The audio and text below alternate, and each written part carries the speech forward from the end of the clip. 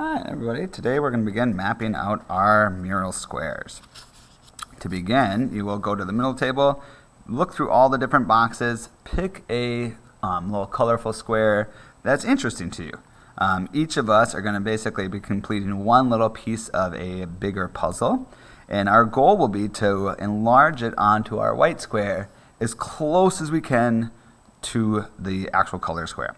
It's really important that we try our best to get the sizes of things on our square correctly, so that way when we put it next to the other puzzle piece, they go together as one whole. So to do that, we're going to create a little bit of a grid to help make sure we make each thing the correct size. So to begin, I'm going to fold my little colorful square in half this way and in this way. And this will first create a little 4x4 square grid. And then I'm going to fold this side to the middle line and this side here. And then lastly, the top to the middle and the bottom to the middle. Now when I hold this closely, you can see then it gives me a 4x4 grid on here. Now because I did a 4x4 grid on here, I need to do the same on my white paper. Now I encourage you to draw these lines very lightly because we don't want to see them after we do the oil pastels. So for the sake of this video, I'm going to push hard just so you can see these lines. But again, you want to draw these lines very lightly on the white paper so we don't see them afterwards. So you can use a ruler for this or kind of eyeball it. I do need to make sure though I have the same amount of squares on the white paper as I do on my colorful one. So I need to split this area in half and this area here too. And again, make sure to do that very lightly so we don't see it. Now my job is to just start mapping out these different kind of blocks of color onto this piece here. And I'm going to do it square by square. So let's start maybe with this top square here. If I hold it really close, you can see my little line there. The little tip of this green just goes past that first little box. So I'm going to start right here on that first box with that green tip. And then it kind of comes down like so.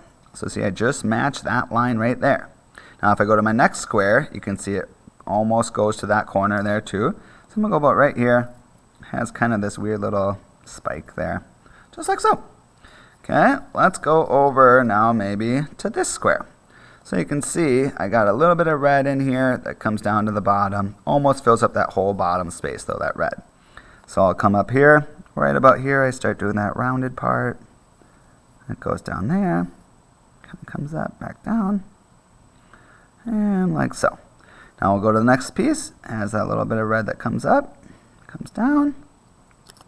And then in this corner too, we also have the green that comes in here as well. And that comes down to that corner. Can you see how I'm just following these lines in each little square? So that green line almost went to the corner there. Then I can unfold it and start working on the bottom half. So I'm right here now. I'm going to continue this line almost off the paper. And we'll keep on following this green line right now. We'll finish that one. So then I come down right here, I'm not quite to the corner, so I go about there. Then this bottom corner, bottom square, I just see a little bit of that green. Then we're here, it comes about there. Next. Lastly, I'm right here, it goes off the corner. Like so.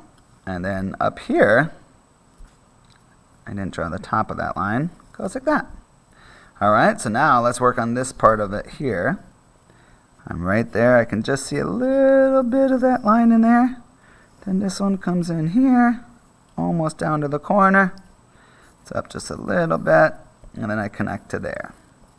Now you can see I gotta take my time on this because I really want to make sure that I'm getting these sizes correctly. I'm gonna now go back to right here. I'm gonna come down, I see I got that little white kind of chunk. I do want to let you know that the finished kind of puzzles are purposely a little abstract, meaning that they don't look super realistic.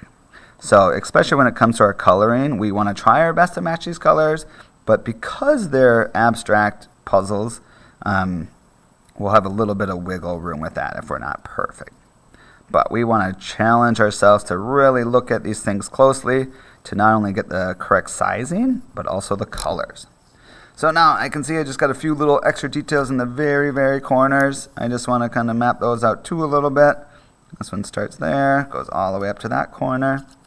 But if you really take your time and look closely at these grids, it will really help you enlarge your drawing. This is how a lot of people make those really realistic pictures. All right, next time we'll talk more about how to use the oil pastels.